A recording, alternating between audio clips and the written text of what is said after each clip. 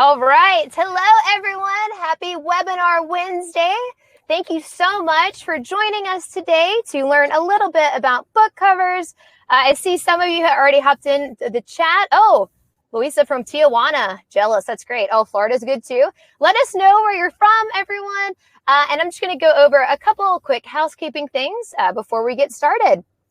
So just so everyone is aware, this recording will be sent to you when we're done. So if you have to join late or hop out early, no worries. We will send you the recording. When we're done today, we will also post it to our YouTube channel. So we're here today to talk with Bailey about book covers. Book covers are such an instrumental part in the success of any book marketing plan that you have.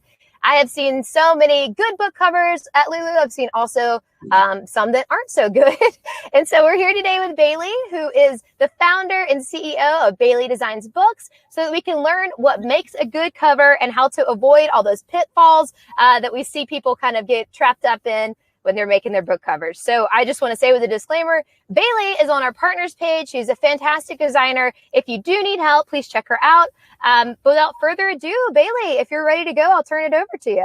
All right, thanks, Chelsea. Hey, everybody. I'm super excited and really honored to be here with you today to talk all things book cover design. So like Chelsea said, I'm Bailey of Bailey Designs Books. It's a business that I built based on my passion for reading and illustration and design. So I'll just give you a really, really quick spiel about me and my background, because you're not really here about me, but so I did my first degree and I actually studied biology and literature together. I've kind of always had a diverse interests. And then when I graduated, I just didn't feel like I had really followed my artistic path quite as much as I'd like to. So I ended up going to Toronto to study graphic design. And then it still took me a little bit of time to find my footing in book cover design, and a little bit of soul searching and a few horrible advertising jobs. And I realized that if I wanted my dream job, I was going to have to create it myself. And so I squished my passions together, which were art and literature, and out popped Bailey Designs Books. So here are just a couple examples of covers that I've designed. I'll talk more about this a little bit later, but it's actually relevant to me, myself, and my business is how important niching down has been for me, and it will also apply to you as an author. But I started out sort of designing all kinds of different book covers, and eventually I settled on illustrated book covers that I'm sort of known for a much more colorful, vibrant, often minimal style, and that was sort of what turned my business around, was when I was able to sort of dig this niche out for me. So I can't stress how important it is to really find your niche, but believe me, I'll talk to you about that in a little bit. So I also want to apologize in advance, because a lot of the example book covers that I use sort of fall into this realm. And so they are, but often that's like romance, a lot of illustration. And so while the actual book covers might not apply directly to the genre that you're writing in, I promise you that the general message is applicable across the board. So yes, apologies in advance for all of the bright colors and romance. So if you're here today, first of all, that's great, and thank you for coming.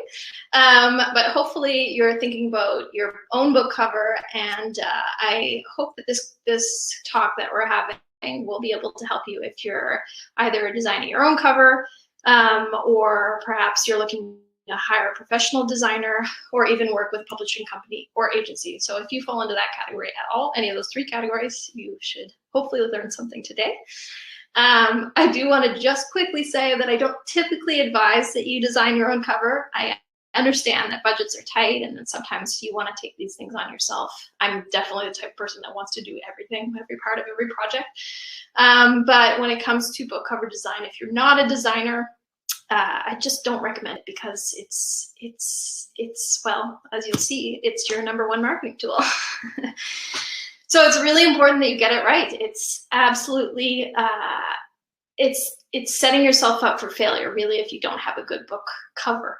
You might have written the best book in the whole world, but if you have a horribly designed cover that you made in paint, or maybe your neighbor thought that he would do a good job and he offered something to you, I just don't really recommend it, because you can so quickly fall into the abyss of bad covers.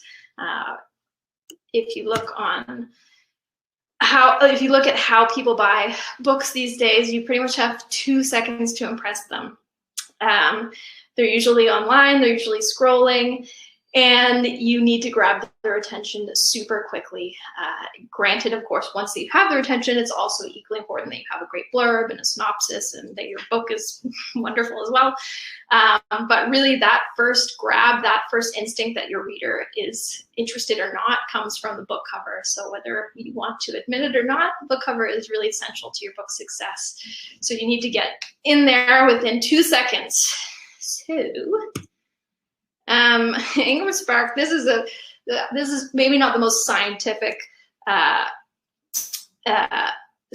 scientific test that was out there, but Ingram Spark, especially because I think they only tested a couple books with like around 1,000 people for each one. So don't quote me on the numbers, but I think the idea here is essential. And basically that when they tested an author designed book versus a professionally designed cover, 53%.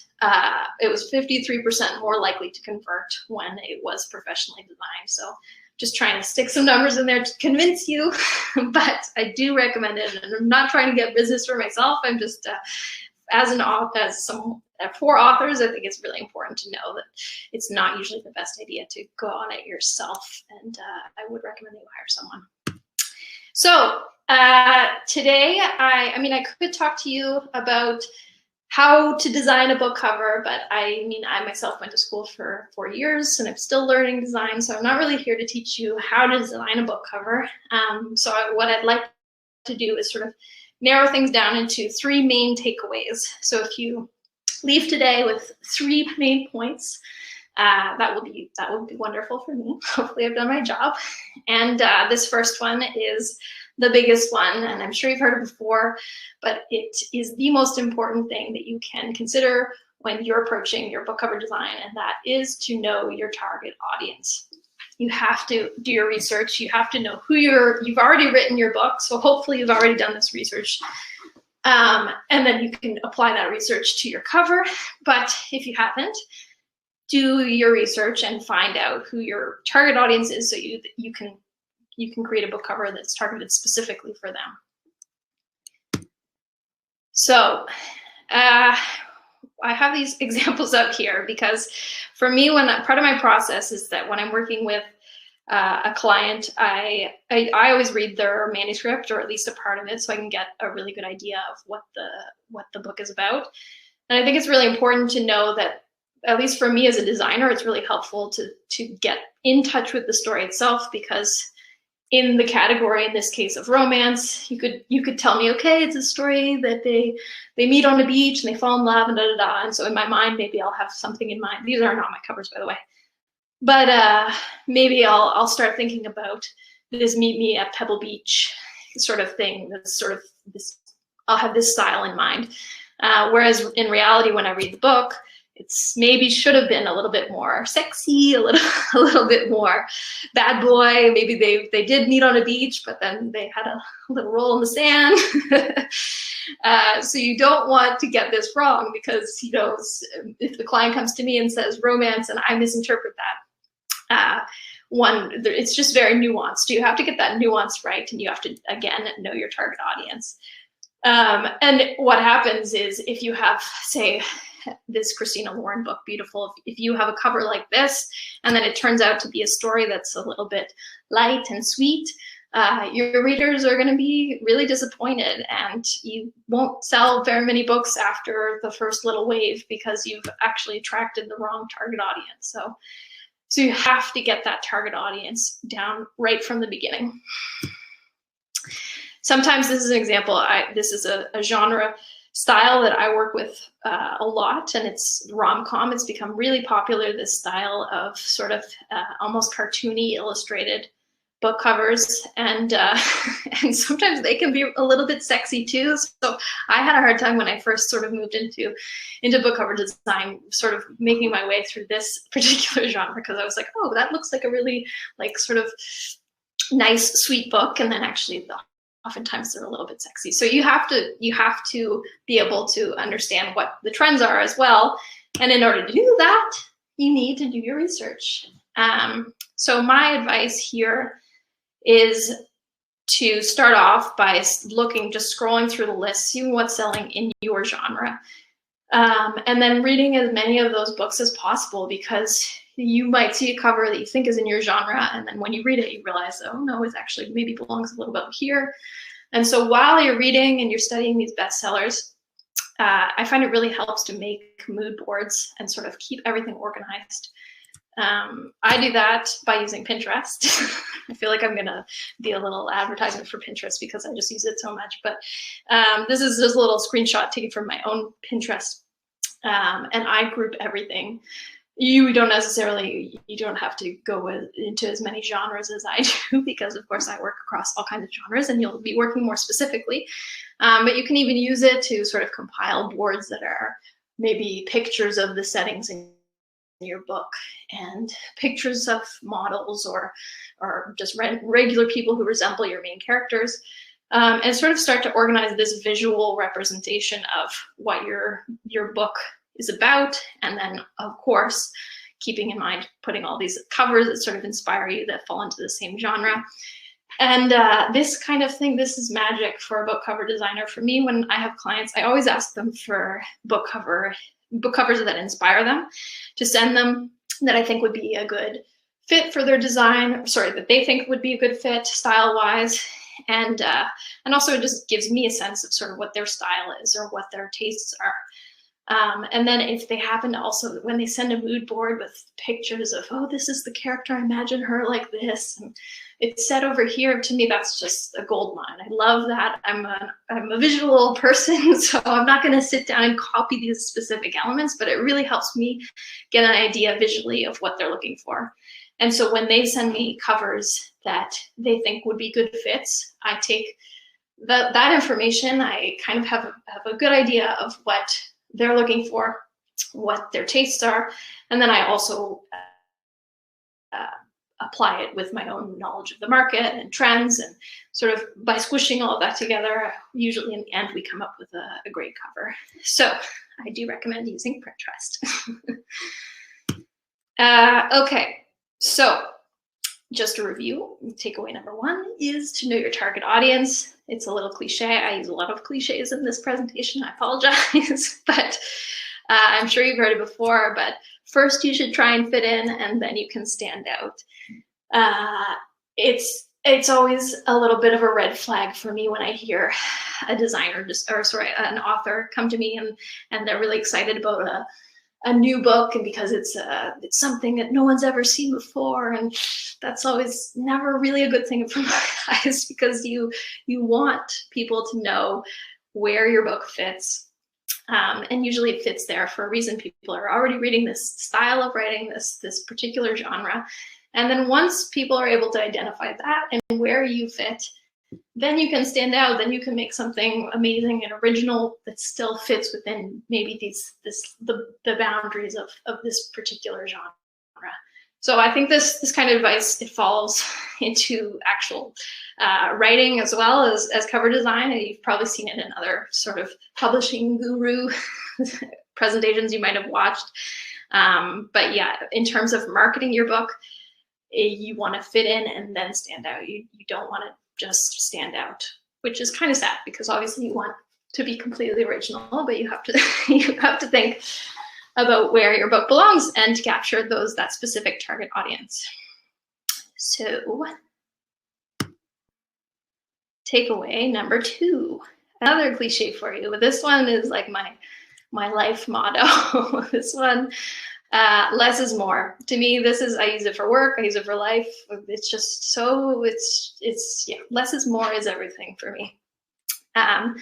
So in this way, I'm applying it to your book covers, but for me, as a designer, my process is often I'll just start sketching, and I'll have a sketch that I like, and then I'll actually start taking out as many elements as I can until I'm left with the bare bones that still are able to give off the themes that I'm looking to explore in the cover.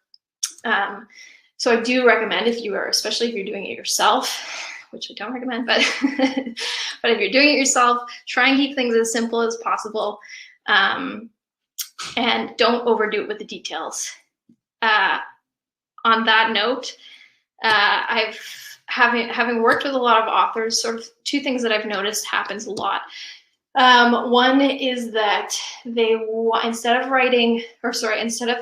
looking for a cover that is suitable to the genre and to attract potential readers, they are inclined to put in all kinds of extra information that sort of relates to the book, and is something that is actually more for them than for the readers, because they've, of course, spent so much time writing this book. It's their baby. And then they want to see this visual representation of it be everything that they sort of dream it to be. But you kind of have to remember to step back a little bit and keep in mind that, again, it's selling your book, and you need to be as succinct with the graphic imagery as possible. And sometimes that means simplification. Sometimes it means not putting all of the characters on the book cover. Just getting really straight to that point and get your target audience once more. I had a client last week. She said, yes, she used the term easily digestible graphic. And I really like that, so I threw that in because I think that's exactly it. That's perfect. And actually, she came up with that when she responded to me, because I had sent her a cover for her book, which was sort of, it's a romance. The themes, after having read it myself, I sort of wrote down, okay, what the most important themes here are. It's a romance, takes place on a ski slope. She's a baker, and so there's a lot of baking sort of involved. And those are the big elements that I want the reader to know and recognize immediately. And so I sent her this image that, a couple ski slope. And then I also had this sort of dessert graphic of whipped cream with the cherry on top to sort of give you that image quickly of dessert and sort of, dessert. And so anyways, when she came back to me, she was like, okay, I really like this direction, but is it possible maybe that we, instead of having a cherry, could we have it be a blackberry, because she makes this blackberry dessert, and then also could we have the couple, their outfit, can we change the colors so it matches their colors in the book? And what I ended up having to tell her, and I think she understood, well, she did, because she's the one that gave me easily digestible graphic. But for me to change it to a blackberry, first of all, it puts in danger that sort of immediate comprehension for your reader to see. For me, a cherry on top, that's dessert. You can't argue it. But if it's a blackberry and you're already on a ski hill, it might look like a rock. Like it's a little bit more complicated. And that image would have been for the person that's already reading the book versus the potential reader. It's that desire to sort of have like a little Easter egg, something that ties in, and I completely understand, and it makes perfect sense. But from a design perspective, this is something that you should keep in mind. It's sort of to step back. You're not creating the book cover for yourself. Hopefully it'll be something that in the end you're really happy and proud of, and that is a great fit for your book. But try not to go overboard with the details from the inside, and also just don't go overboard with details in general, because less is more. So keep it simple, stupid.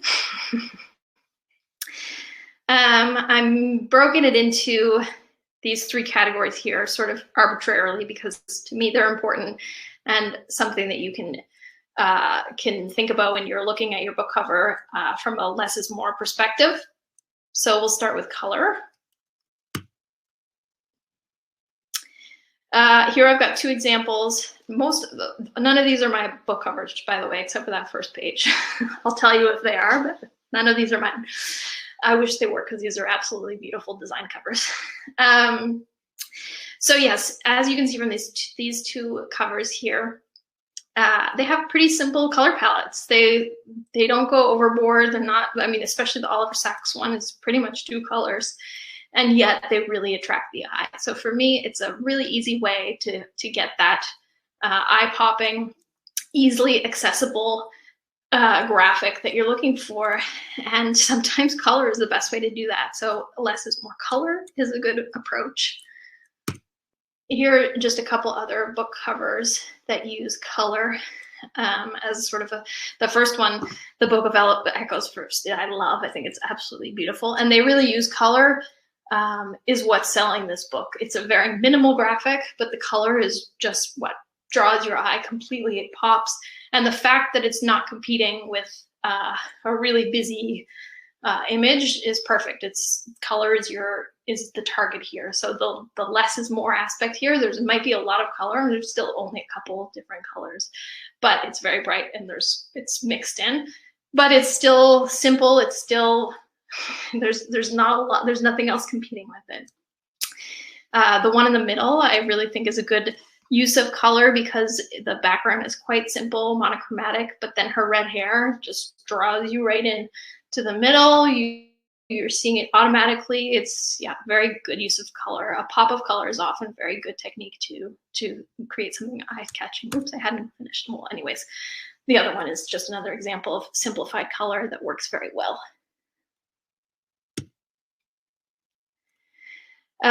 So yes, another thing that you can consider from a less is more perspective is typography. This one I have to really stress, I know I keep saying it, but this is not a direction you should take if you're creating your own book cover. It seems crazy that typography would be one of the more complicated design elements, but it actually is. It's a lot more than just sort of like typing in different words. You have to get the balance right, but also just the perfect typefaces, the letter spacing, and for the trained eye, it's really, really, really jarring to see bad typography, and is it?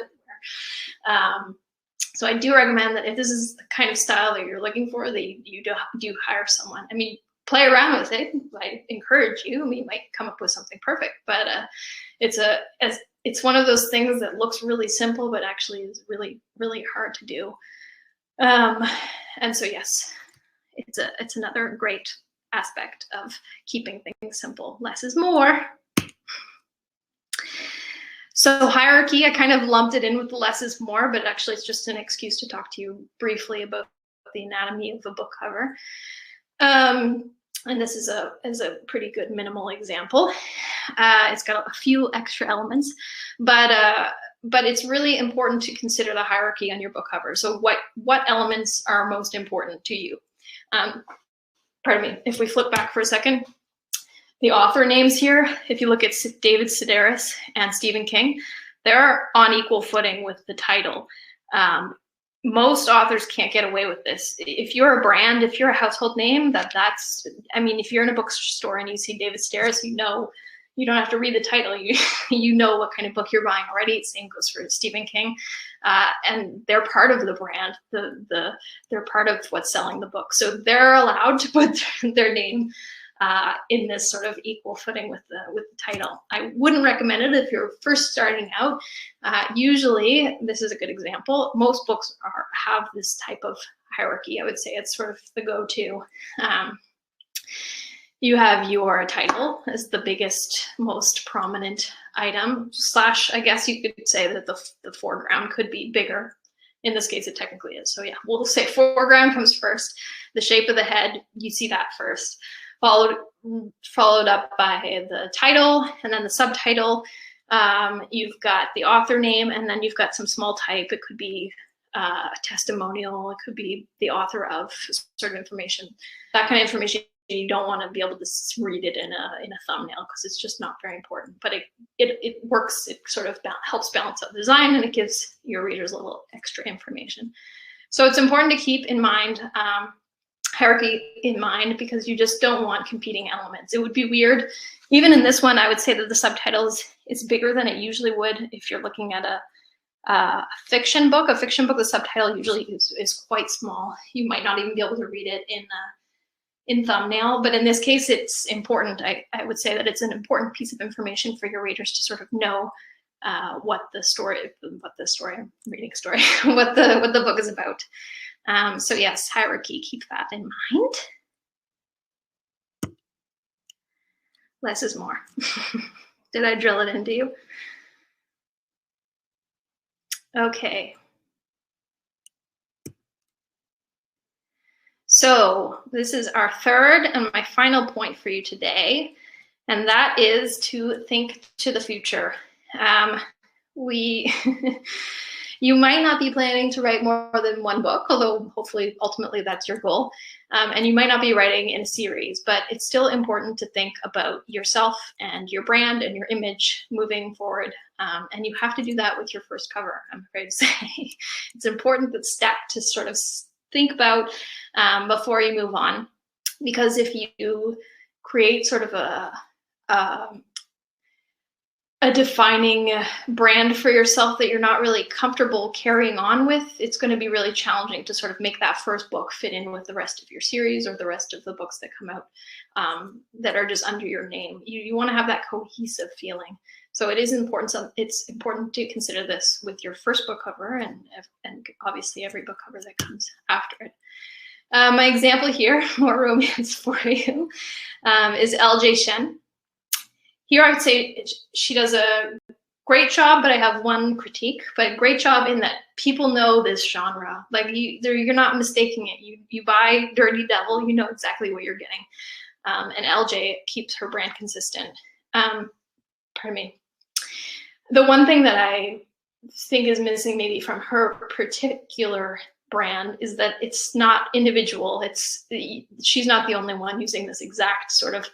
She might have been, I have no idea, she could have been the first person to do this style, but the script type over the sans serif, one little piece of color usually, and obviously a sexy shirtless guy, that gives the audience, they know 100% what they're getting right away.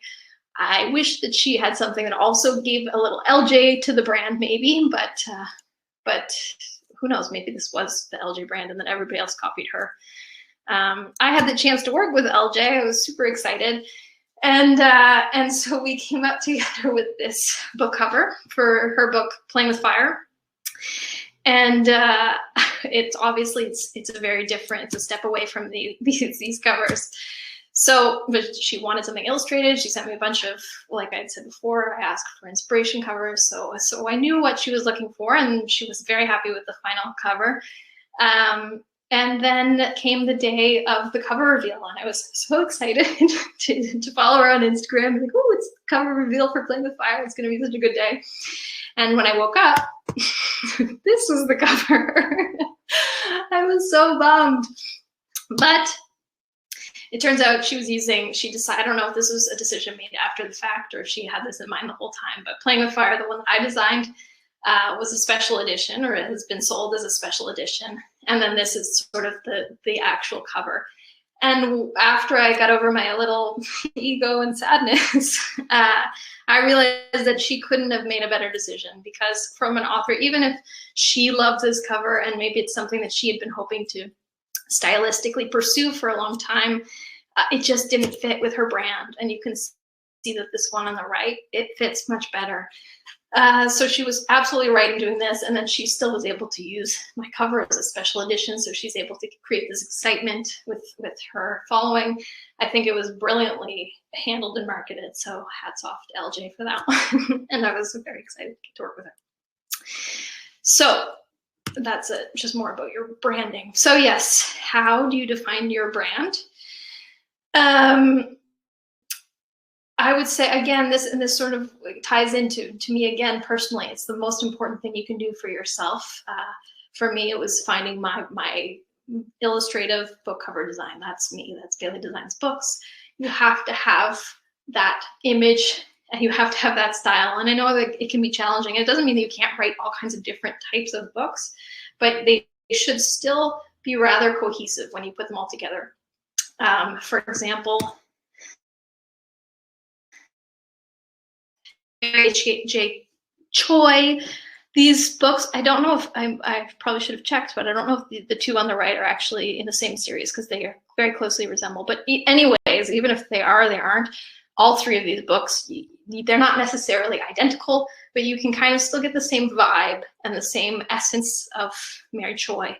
So this is what you're looking for. You don't have to have this complete repetitive pattern, which you'll see here, but it's still important that you have this first book that really defines you and your personal brand. So take some time, think about what you want to represent. You can think of it, you know, go so far as to start thinking ahead about your social media and everything like that. That's not really my realm, but I think it's very important. But from a cover perspective, you still want your covers to be able to fit together, even if they're not all in one series. So yeah, a good way, a very easy way that a lot of authors do this, and this is usually for series treatments, is by use of color and typography. And these two on the right are my designs for Davina Stone, the lovely Davina Stone. And as you can see, my approach to it was pretty simple. First of all, I know the genre, I know what sells. It's this, usually you have a couple on the cover, very simple design, illustrative, this rom-com genre, and big bold type because everything is thumbnail these days, so it's good. You need to have legibility for your typography, and repetition. So I use the same style of hand lettering for both covers, the same sort of layout of the couple, and then you use color to differentiate them, but also create this brand for yourself. So with every book that you have, you're giving yourself more colors to work with, which is really fun. And you can use that throughout. You can use that on your social media, but you should still have to have this sort of core brand for yourself. On the left, you see the same. To me, it's a little boring, but it really does the job. I mean, it's really boring because it's the exact same silhouette. Sorry, I just pulled this randomly. I was just looking for a series that used color, and yeah, this probably wouldn't be my go-to because the silhouettes are actually identical on each cover, and only the background and color changes. So it's a little too similar for me, but again, I'm sure it does the job. I'm sure it sells the books. So if that's your ultimate job, if that's your ultimate goal, which usually it is, sometimes playing it safe is a good way to go. So our third and final takeaway is think to the future. I hope you remember that. I'll quickly go over our three. The first is know your genre or your target audience, followed by less is more. And think to the future. And really quickly, just a quick note about how to hire a book cover designer, because I know a lot of people ask. My recommendation is definitely first and foremost is by word of mouth. Even if you don't know an author, if you really like their cover, just reach out. I'm sure they'd be more than happy to share their designer's name with you. The only issue would be for non-self-publishing authors. They usually use in-house designers, so that probably won't be very helpful. But if it's other self-publishers, just check in with them and see. Instagram is just such a good way to connect with other authors, and I see them, especially my authors, they're all connecting with each other. I love it. I think it's just so beautiful to see everyone connecting. And so word of mouth is so crucial. It helps me. Most of my clients build from connections between them. So word of mouth is huge. Followed closely by just looking in books for the design credits. When you see a book you like, open it up and you'll find the designer's name in the front matter or on the back. Usually people will credit on the back as well. And then finally, you can find a lot of designers on freelance websites. This one is a little more touch and go because you won't necessarily find here what you have to keep in mind. Sorry, I'll loop these together, because if it's a freelance website, their portfolio is usually based on the website, so it's not usually as clean. There might not be as testimonials. These are things that you definitely want to check out when you're hiring your designer. Even go look at, I would even recommend checking to make sure that the books that they have published are real. Granted, when I first started out, I had a few that I just made up because I wanted to show off my skills. So don't judge too harshly, but dig around a little bit. There's so many lists of designers out there. I know it can be a little bit overwhelming, but yeah, you'll find somebody. Just make sure you get the right genre. They have to fit your budget, and I would also recommend that you contact them at least a couple months out. Depends on what who you're going with. Some designers have more open calendars than others, but oftentimes designers book up months and months in advance. So I would recommend trying to find someone early on and get your slot in. So I think that's it for me. I'm a little out of breath because I talk too quickly. No, you did a great job, Bailey. I thought your pacing was fantastic. Thank you so much. All of the things that you hit on are really things that we try to tell our authors at Lulu, but hearing it from someone who's actually in the trenches and working with authors on a regular basis is really refreshing. I mean, sort of selfishly validating. It's like, oh, okay, we were on the right track. And so anyone listening today, I know this is sort of a double-edged sword because Bailey, you did such a wonderful job of really outlining some great tips for designing a cover. But that being said, I would love to reiterate and highly recommend you do hire a professional. So definitely if you are on a shoestring budget, I know that can be the case. Try to allot some amount of money for your cover design. I've never seen a book have any success that had a poorly done cover. And so I just want to hammer that home and make sure everybody knows how important it is to do that. And so Bailey, before we have a ton of questions, and if anyone is listening, have any other questions, drop them in the chat and we'll get to them. But before I get to our questions, I did want to ask, you kind of hit on this, but what would you want authors to know that are trying to work with you or any designer? I mean, is there anything that you just wish they knew going into it that would be helpful when they reach out? I think it's what I touched on already, that the big point that I wish people just came knowing, which I understand they're not designers, but is the not trying to over detail or overcrowd your cover. And also maybe be open-minded and listen to your designer, because it's actually usually easiest for me when I have fewer constraints. I love when people come with an idea, a general idea with, like I said, maybe some images, and this is sort of the vibe that I'm going for. For me, that's perfect. When they have a really specific idea in mind, often I know ahead of time that it's not going to work. And it's hard for me to sort of articulate that without being offensive. And oftentimes I'll just sort of like sketch it out and they'll realize, and it's a bit of a time waster. But I'm not saying that your ideas are bad as authors, because that's not at all true. And oftentimes, and actually on that point, collaboration is so key, and it's for me is the most important and the most fun part of the process, because I bury myself in the tablet and whatever, and I come out with something, and it's very rarely the first iteration that goes through, although I had one yesterday. It's so exciting when it is.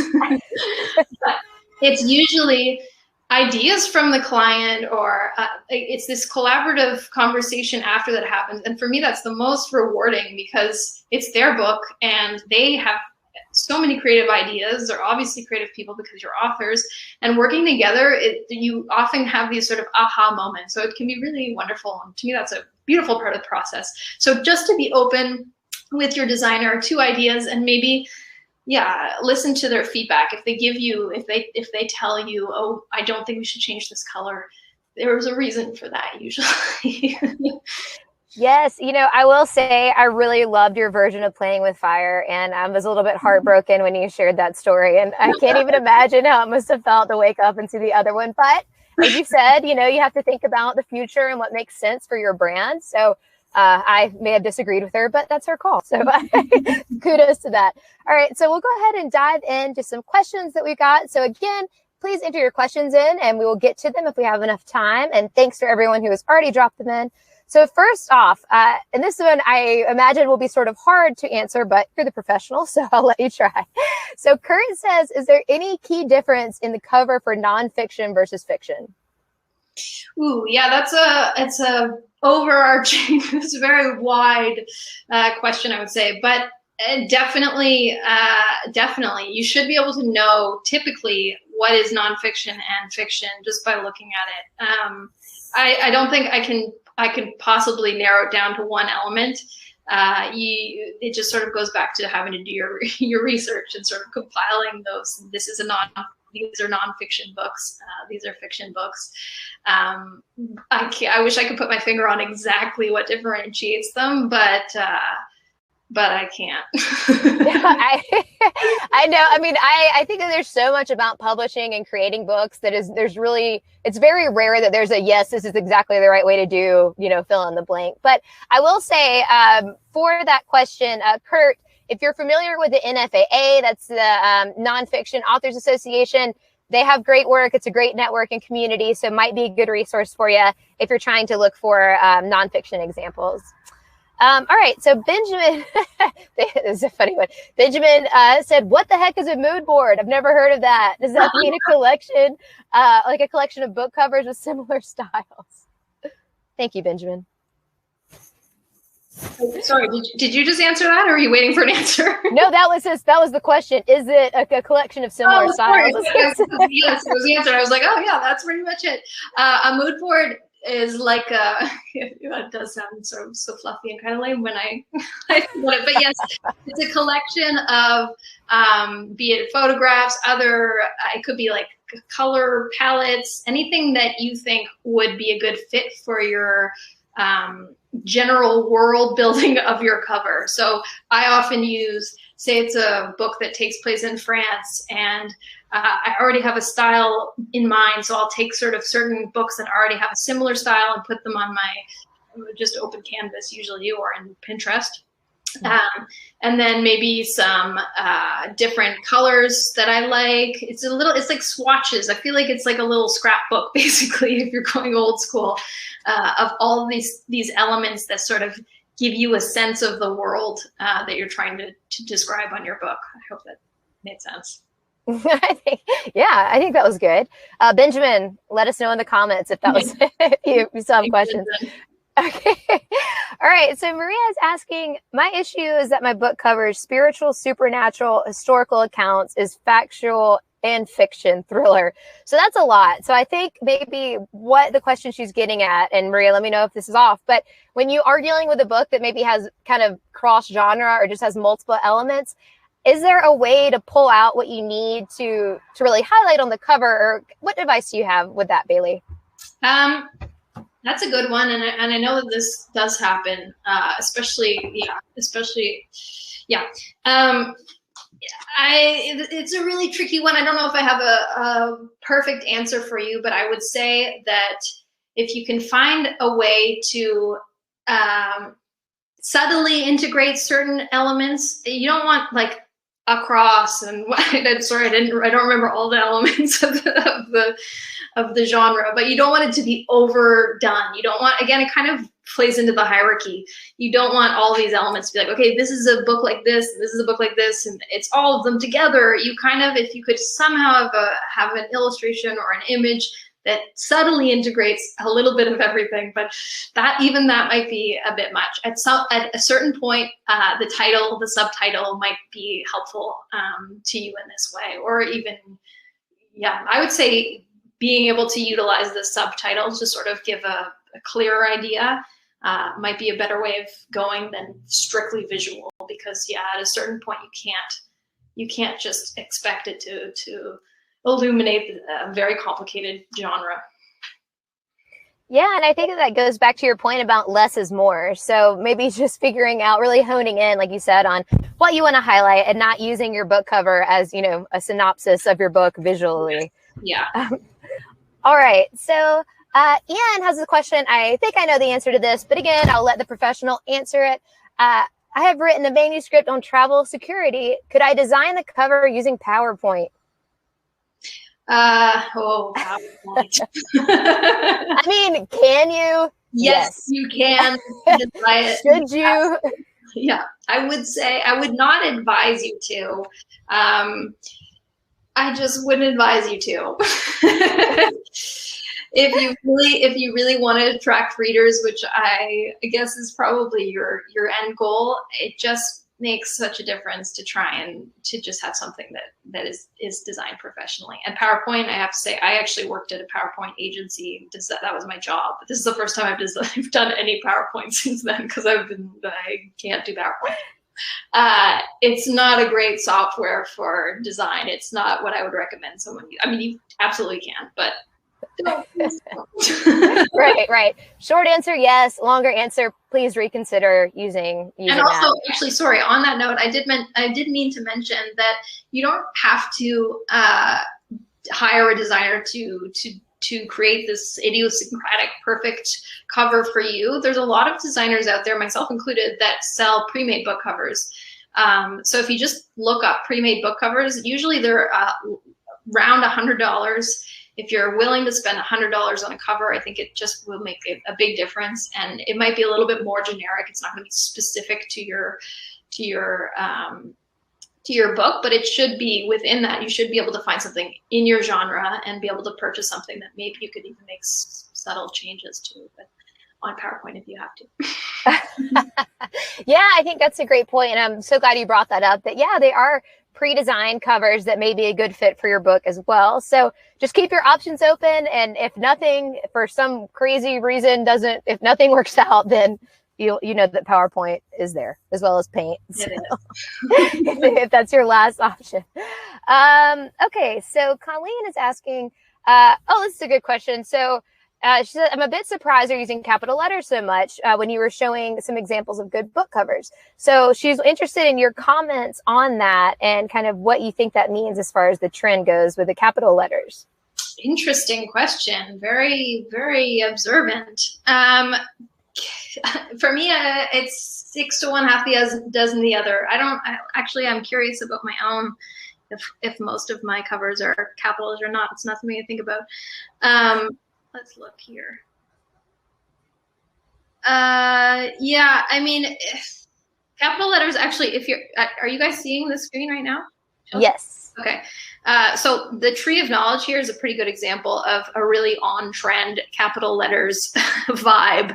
It's sort of, I guess it's interesting that you point that out, because I wouldn't have actually thought of it myself, but that's sort of like overlaying big capital letters, sans serif script, that's really on trend right now. And I would guess that the reason is because what you want right now is to appeal to people that are reading small thumbnails, and capital letters sort of screams the title at you.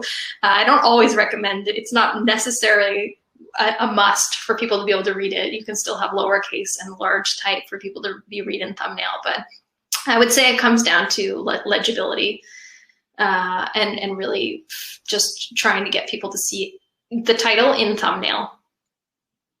Yeah, and actually, I have another question for you kind of on that. But if you're, kind of trying out different styles or different iterations of the cover, how would you recommend, or do you have any recommendations for sort of that A/B testing you talked about? Or do you see your authors share them on social media before they finalize them? Or what is your process for kind of testing and making sure that you're getting the best cover for your book? I mean, I'm usually not the one that's doing the testing. I just assume it's perfect when I send it to them. But no, I do see authors. Usually, they send out ARC copies to readers before they actually officially publish. I'm assuming they get feedback, but also usually it helps during the design process, I would say, is the most helpful. Because for me, if an author comes back, 3 months down the road and is like, okay, let's start over, that's not ideal. So for me, usually I think, and I'm sure that they share them on social media. I follow most of my authors on social media, so I love seeing the books show up. But I don't know, in terms of A/B testing, they would have to have another book cover to really sort of have a comparison. And for me as a designer, I usually only I workshop one cover. Occasionally we'll start with 2 sketches or whatnot, but we sort of weed it down. That's just my personal style. Other designers will offer you multiple designs. I don't like to do that because then authors often like to try and combine them, and it's never usually a great idea. So I try and stray from that. So the A/B testing, it doesn't usually apply to me personally, but I'm sure that there's people that do it on Facebook and definitely utilize it. I mean, 100% you have to use your friends and family to test out the cover. Yeah, absolutely. All right. So David James says, thanks, Bailey, for the webinar. Can I use these tips for my webcomic cover? So maybe that would be more like an ebook sort of realm, or, you know, something that's online based. Can you use these principles to apply there as well? I'm sure that these principles, they're pretty across the board principles that apply to design and marketing. Even when I was going through it, I was like, these all typically apply to information you need when you're actually writing your book as well. So I think it's more of a marketing perspective, which I know not everyone loves to take, but it's an important one. So I think absolutely you can apply it to your, sorry, what was it? Webcomic. Yes, absolutely. Send it to me. I'd love to see it. Awesome. Do it, David. All right. The next question is from Christine. This is an interesting one. Should the font used on the cover match or complement the font used inside the book? No, you don't need to. I mean, the cover, you might want to replicate the cover title on the title page. That often is nice to see some consistency there. But in terms of the body copy, no, you definitely want to keep with the basics, the generic, something, usually a serif font like Georgia or, yeah, Caslon for your body copy. And then, yeah, the front cover, go wild, whatever fits the vibe. Go wild. Yes, good advice. All right, so I'll just put out a last call for questions. We've got one more from Matthew. Now, this one is pretty specific, but I'll let you take a crack at it. So Matthew says, my book is a more educational/informational book related to medicine and a PCOS diagnosis. Would your advice, such as a simple drawing design, be acceptable? Absolutely. I think for nonfiction, and that kind of ties into the other question about the big difference between non and fiction, but definitely less is more, once again, applies. But usually when I'm thinking of sort of the type of book that you're describing, it's usually one image, like it could be a photographic image and then the text over top. I would generally recommend going quite text heavy, very simple background, usually one color, one solid color, and then maybe one element. That sort of is a bit of a go-to for nonfiction.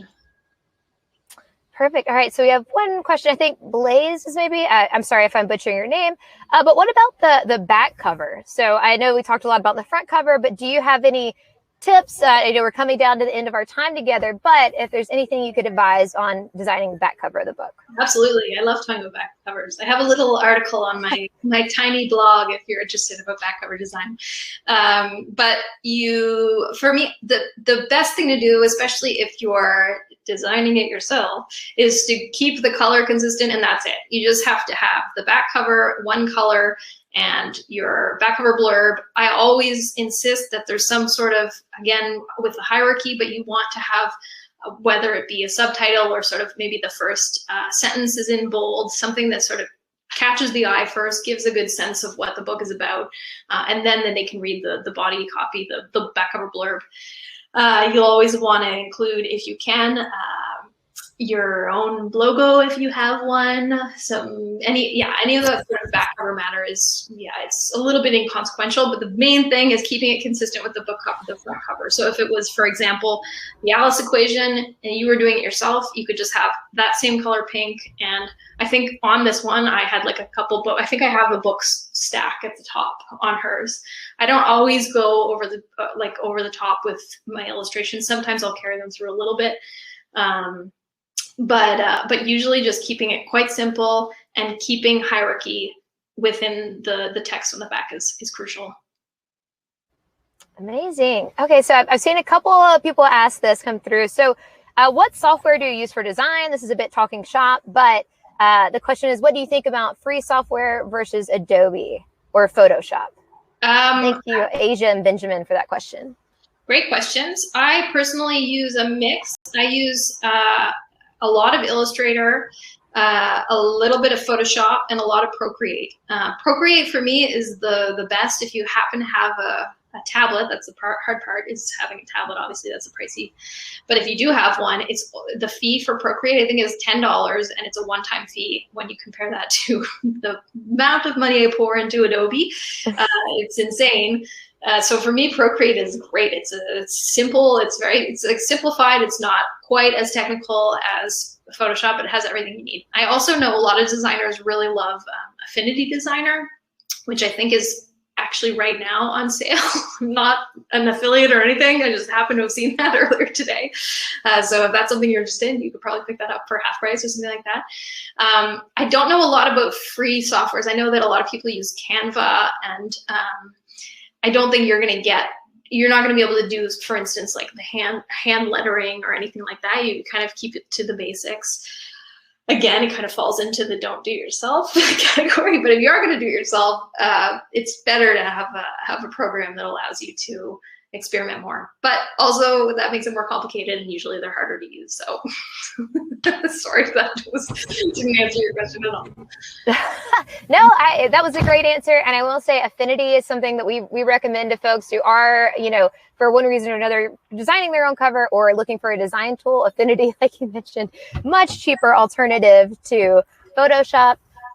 So let's see if there are any other questions. Oh, and you mentioned Canva. So to everyone tuning in right now, Lulu does have Canva integration into our publishing platform for more basic design elements. And we will be doing a tutorial on that in a couple weeks. So stay tuned if you're interested there. All right, Bailey, I've got one more question for you before I let you go. Are you accepting new clients, and how can people find you? That is a really great question and timely, because actually I've just closed. Unfortunately, I will be taking time off in the fall because, well, I'm going to be taking maternity leave. So I'll be off for a couple months starting. Yay. And I am booked up until October. So my new clients, I'll probably be starting. I'm looking to add to my website just a waiting list or something that I'll be able to get in touch with people once I'm ready to start taking on new clients. So it's looking like it'll be more in the new year than anything, but I'll keep you posted. All right. Well, I mean, if you're going to take time off, bringing a new life into the world is a pretty good reason to do that. So congratulations to you, Bailey. Thank you so much. This was so informative. You have beautiful, beautiful designs. And I hope you'll let us know when you are ready to start taking on more clients. And thank you so much for your time. Absolutely. Thanks, everybody, for showing up. It's been great. All right. Bye, everybody. Have a great Wednesday. Take care.